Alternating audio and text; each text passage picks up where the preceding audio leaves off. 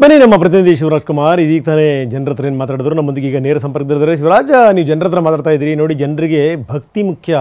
ಈಗ ಭಗವಂತನೇ ಅದನ್ನು ಒಪ್ಕೊಂಡ ಅಂತಂದಮೇಲೆ ನಾವ್ಯಾಕೆ ಅದರ ಬಗ್ಗೆ ನಾವು ಅದ್ರ ಬಗ್ಗೆ ಕೊಂಕು ಮಾತಾಡಬೇಕು ಅನ್ನುವಂಥ ಮನೋಭಾವನೆ ಇದೆಯಲ್ಲ. ಈ ಭಕ್ತಿ, ಈ ನಿಸ್ಪೃಹವಾದಂಥ ಭಕ್ತಿ ಭಾವನೆಗಳಿದೆಯಲ್ಲ, ಶ್ರದ್ಧೆ ಇದೆಯಲ್ಲ, ಅದು.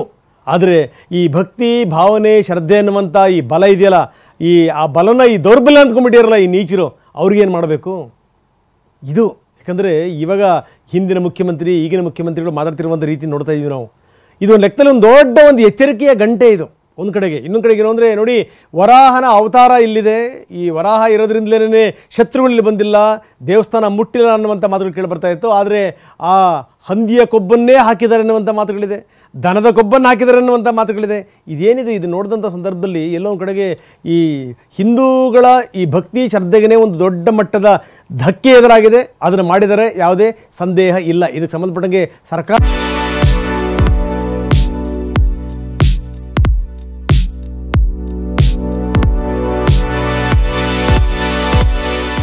ಏನು ಮಾಡುತ್ತೆ ನೋಡೋಣ. ನಂಬರ್ 1. ನಂಬರ್ 2, ಈಗ ಇಡೀ ಪ್ರದೇಶವನ್ನು ಸ್ವಚ್ಛಗೊಳಿಸುವಂಥ ಪ್ರಕ್ರಿಯೆಗಳಾಗ್ತಾ ಇದೆ, ದೇವಸ್ಥಾನವನ್ನು ಸ್ವಚ್ಛಗೊಳಿಸುವಂಥ ಪ್ರಕ್ರಿಯೆಗಳಾಗ್ತಾ ಇದೆ. ಬೆಳಗ್ಗಿನಿಂದ ಪೂಜೆ ಪುನಸ್ಕಾರಗಳು, ಹೋಮ ಹವನಾದಿಗಳು ಶುರುವಾಗಿದೆ. ಏನು ನಡೀತಾ ಇದೆ ಶಿವರಾಜ್? ಹೌದು ರಂಗನಾಥ್, ಖಂಡಿತವಾಗ್ಲೂ ತಿರುಪತಿ ತಿಮ್ಮಪ್ಪನ ಕೋಟ್ಯಾಂತರ ಒಂದು ಭಕ್ತರ ನಂಬಿಕೆಗೆ ಬಲವಾಗಿ ಈಗ ಶಾಂತಿ ಹೋಮವನ್ನು ಈಗಾಗಲೇ TTD ವತಿಯಿಂದ ಮಾಡ್ತಾ ಇರುವಂಥದ್ದು. ನಾನೀಗ ಅದು ಎಕ್ಸಾಕ್ಟ್ ತಿರುಮಲ ದೇವಸ್ಥಾನದ ಗರ್ಭಗುಡಿಯ ಮುಂಭಾಗದಲ್ಲಿದ್ದೀನಿ. ಇಲ್ಲೇ ಪಕ್ಕದಲ್ಲೇ, ಗರ್ಭಗುಡಿಯ ಪಕ್ಕದಲ್ಲೇ ಬಂಗಾರು ಬಾವಿ ಯಾಗ ಇದೆ. ಆ ಒಂದು ಯಾಗದಲ್ಲಿ 3 ಅಗ್ನಿಕುಂಡದಲ್ಲಿ ಈಗಾಗಲೇ ಯಾಗ ಕಾರ್ಯವನ್ನು ನಡೆಸ್ತಾ ಇರುವಂಥದ್ದು. ಪ್ರಮುಖವಾಗಿ ರಾಮಕೃಷ್ಣ ದೀಕ್ಷಿತ್ರವರ ನೇತೃತ್ವದಲ್ಲಿ ಈ ಒಂದು ಯಾಗ ನಡೀತಾ ಇರುವುದೇ. ಈ ಒಂದು 8 ಅರ್ಚಕರು, ಅಂದರೆ ತಿರುಮಲ ದೇವಸ್ಥಾನದ 8 ಪ್ರಧಾನ ಅರ್ಚಕರು ಜೊತೆಗೆ 3 ಅಲ್ಲಿನ ಆಗಮ ಸದಸ್ಯರು ಅಂತಿದ್ದಾರೆ, ಸಲಹಾ ಸದಸ್ಯರು, ಅವರ ನೇತೃತ್ವದಲ್ಲಿ ಈ ಒಂದು ಈಗಾಗಲೇ ಒಂದು ಶಾಂತಿ ಹೋಮ ನಡೀತಾ ಇದೆ. ಎಕ್ಸಾಕ್ಟ್ 6 ಗಂಟೆಗೆ ಶುರುವಾಗಿ 10 ಗಂಟೆವರೆಗೂ ನಡೀತೆ. ಇನ್ನೂ 1 ಗಂಟೆಗಳ ಕಾಲ ಬಾಕಿ ಇದೆ. ನೀವು ಹೇಳಿದಾಗೆ ಒಂದು ರೀತಿಯಲ್ಲಿ ಒಂದು ದೊಡ್ಡ ಪೆಟ್ಟದ ಆಘಾತ ರೀತಿಯಲ್ಲಿ ಈ ಒಂದು ಲಡ್ಡು ಪ್ರಮಾದ ಬೆಳಕಿಗೆ ಬಂತು. ಎಲ್ಲರೂ ಕೂಡ ಇದರಲ್ಲಿ ವರಹಾನೇ, ನೀವು ಹೇಳಿದಾಗೆ ವರಹ ಅವರ ಒಂದು ಕೊಬ್ಬು ಕೂಡ ಮಿಕ್ಸ್ ಆಗಿದೆ, ಬಫೆಲ್ಲೋ ಟ್ಯಾಲೋ ಅದರಲ್ಲಿ ಮಿಕ್ಸ್ ಆಗಿದೆ. ಇದೆಲ್ಲವನ್ನು ಅರಗಿಸ್ಕೊಳ್ಳೋಕ್ಕೆ ಭಕ್ತರಿಗೆ ಒಂದು ರೀತಿಯಲ್ಲೇ ಕಷ್ಟವಾಗ್ತಾ ಇತ್ತು. ಅದನ್ನು ನಿವಾರಿಸೋಕ್ಕೋಸ್ಕರ, ಆ ಒಂದು ಪ್ರಮಾದವನ್ನು ತಪ್ಪಿಸೋದಕ್ಕೋಸ್ಕರ ಆ ಒಂದು ಪ್ರಾಯಶ್ಚಿತ್ತದ ಫಲವಾಗಿ ಇವತ್ತು ಶಾಂತಿ ಹೋಮವನ್ನು ತಿರುಪತಿ ತಿರುಮಲ ದೇವಸ್ಥಾನದ ಆಡಳಿತ ಮಂಡಳಿ ನಡೆಸ್ತಾ ಇದೆ. ಖುದ್ದು CM ಚಂದ್ರಬಾಬು ನಾಯ್ಡು ಅವರು ಕೊಟ್ಟಂತಹ ಒಂದು ಸಲಹೆ ಮೇರೆಗೆ ಈಗಾಗಲೇ ಶಾಂತಿ ಹೋಮ ನಡೀತಾ ಇದೆ. ಕೋಟ್ಯಾಂತರ ಭಕ್ತರಲ್ಲಿ ಆ ಒಂದು ನಂಬಿಕೆಯನ್ನು ಮತ್ತೆ ತರಬೇಕು. ಈ ಒಂದು ತಿರುಪತಿ ತಿಮ್ಮಪ್ಪನಿಗೆ ಈ ಒಂದು ಶಾಂತಿ ಹೋಮದ ಮೂಲಕ ಪಾಪದ ಪ್ರಾಯಶ್ಚಿತ್ತವನ್ನು ನಾವು ಮಾಡಿಸ್ಬೇಕು. ಈ ಒಂದು ಪ್ರಸಾದದಲ್ಲಿ ಯಾರೆಲ್ಲ ಈ ರೀತಿಯಾದಂಥ ಕೃತ್ಯವೆಸಗಿದ್ರೋ ಅವರ ವಿರುದ್ಧ ತಿಮ್ಮಪ್ಪ ಅವರಿಗೆ ಸರಿಯಾದ ಬುದ್ಧಿ ಕೊಳ್ಳುವ ನಿಟ್ಟಿನಲ್ಲಿ ಒಂದು ಶಾಂತಿ ಹೋಮನ ನಡೆಸ್ತಾ ಇದ್ದಾರೆ. ಇನ್ನೇನು 1 ಗಂಟೆಯಲ್ಲಿ ಒಂದು ಶಾಂತಿ ಹೋಮ ಮುಗುತ್ತೆ. ಇಲ್ಲಿ ನಾವು ಸಾಕಷ್ಟು ಮಂದಿಯನ್ನು ಮಾತಾಡ್ತೀವಿ, ಸಾಕಷ್ಟು ಭಕ್ತರನ್ನು ಮಾತಾಡ್ತೀವಿ.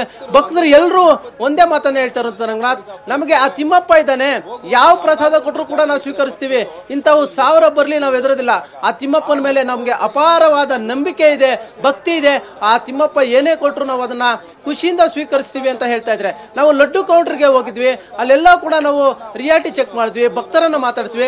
ಅಲ್ಲೂ ಸಾಲಾಗಿ ಕ್ಯೂನಲ್ಲಿ ನಿಂತಿದ್ದಾರೆ.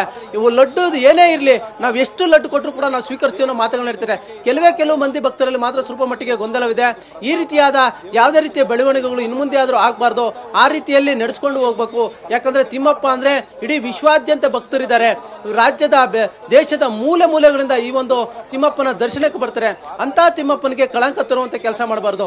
ಶ್ರೀವಾರು ಲಡ್ಡು ಅಂತಾನೆ ಫೇಮಸ್ ಆಗಿರುವಂತ ಈ ಒಂದು ತಿರುಪತಿ ಮಹಾಪ್ರಸಾದಕ್ಕೆ ಇಂಥ ಒಂದು ಕಳಂಕ ಬರಬಾರ್ದು ಅನ್ನೋ ನಿಟ್ಟಿನಲ್ಲಿ ಈಗಾಗಲೇ ಶಾಂತಿ ಹೋಮ ನಡೆಸಲಾಗುತ್ತೆ.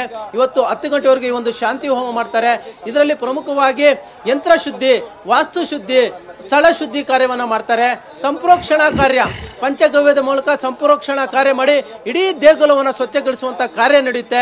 ಇನ್ನೇನು ಅದಕ್ಕೆ 1 ಗಂಟೆಯಲ್ಲಿ ಮುಗಿಯುತ್ತೆ. ಆ ಮೂಲಕವಾಗಿ ಭಕ್ತರಿಗೆ ಮತ್ತಷ್ಟು ನಂಬಿಕೆಯನ್ನು ಕೊಡ್ತಾರೆ. ಇಂತಹ ಎಷ್ಟೇ ಒಂದು ಆಘಾತಗಳು ಬರಲಿ, ಇಂತಹ ಎಷ್ಟೇ ಒಂದು ಪೆಟ್ಟು ಕೊಡುವಂತ ಕೆಲಸ ಮಾಡಲಿ, ಅದನ್ನು ಹೋಗಲಾಡಿಸುವಂತ ಶಕ್ತಿ ಆ ತಿಮ್ಮಪ್ಪನಿಗಿದೆ. ಅದೆಲ್ಲವನ್ನು ನಡೆಸುವಂತ ಶಕ್ತಿ ಈಗಾಗಲೇ TTD ಕೂಡ ಮಾಡ್ತಾ ಇರುವಂತದ್ದು ರಂಗನಾಥ್. ಓಕೆ, ಧನ್ಯವಾದ ತಮ್ಮೆಲ್ಲ ಮಾಹಿತಿಗೆ. ನಮಗೆ ಗೊತ್ತಿರುವಂಥ ಸಂಗತಿ ಏನು ಅಂದರೆ, ಹಿಂದೆ ಈ ಸ್ವತಂತ್ರ ಪೂರ್ವದಲ್ಲಿ ಯಾವ ರೀತಿ ಗಲಾಟೆಗಳಾಗಿತ್ತು ಅಂತ, ಅಲ್ಲಿ ಈ ಶಸ್ತ್ರಾಸ್ತ್ರಗಳಿಗೆ ಈ ರೀತಿ ದನದ ಕೊಬ್ಬನ ಸವರಲಾಗಿದೆ, ಹಂದಿ ಕೊಬ್ಬನ ಸವರಲಾಗಿದೆ ಅನ್ನುವಂಥದ್ದು ಇದೆಯಲ್ಲ, ಅದು ಈ ಸೇನೆಯಲ್ಲೇನೇ ಸೈನಿಕರು ಬಂಡೇಳಲಿಕ್ಕೆ ಕಾರಣ ಆಗಿತ್ತು. ದೇಶಾದ್ಯಂತ ನೋಡಿ, ಯಾವ TV ಇರಲಿಲ್ಲ, ಪತ್ರಿಕೆಗಳಿರಲಿಲ್ಲ, ಸೋಷಿಯಲ್ ಮೀಡಿಯಾ ಇರಲಿಲ್ಲ, ಆದರೆ ಇಡೀ ದೇಶ ಖುದ್ದು ಹೋಗಿತ್ತು, ಬ್ರಿಟಿಷರ ವಿರುದ್ಧ ಎದ್ದು ನಿಂತಿತ್ತು. ಇವಾಗ ನೋಡಿ ಇಷ್ಟೊಂದೆಲ್ಲ ಇದೆ, ಇಷ್ಟೊಂದೆಲ್ಲ ತೋರಿಸ್ತಾ ಇದ್ದೀವಿ. ಎಲ್ಲ ಒಂದು ಕಡೆಗೆ ಸಮಾಜ ಇದೆಯಲ್ಲ, ಸಮಾಜ ಇನ್ನೂ ಕೂಡ ಆ ನಂಬಿಕೆ ಮೇಲೆ ಇದೆ, ಅದು ಭಗವಂತನ ಮೇಲೆ ನಂಬಿಕೆ, ಎಲ್ಲವನ್ನೂ ಕೂಡ ಅವನು ನೋಡ್ಕೋತಾನೆ ಅನ್ನುವಂಥ ಮನೋಭಾವನೆಯಲ್ಲಿದೆ. ಅಂದರೆ ಏನು ಬೇಕಾದ್ದು ಮಾಡ್ಬೋದು ಹಾಗಾದರೆ ಅಂತ, ನೀವು ಪ್ರಸಾದದ ರೂಪದಲ್ಲಿ ವಿಷವನ್ನು ಕೂಡ ತಿನ್ನಿಸ್ಬೋದು ಅಂತೇಳಿ ಹಾಗಾದರೆ ಅಂತ. ಇದಕ್ಕಿಂತ ದುರಂತ ಇನ್ನೊಂದಿದೇನು ರೀ? It's very unfortunate.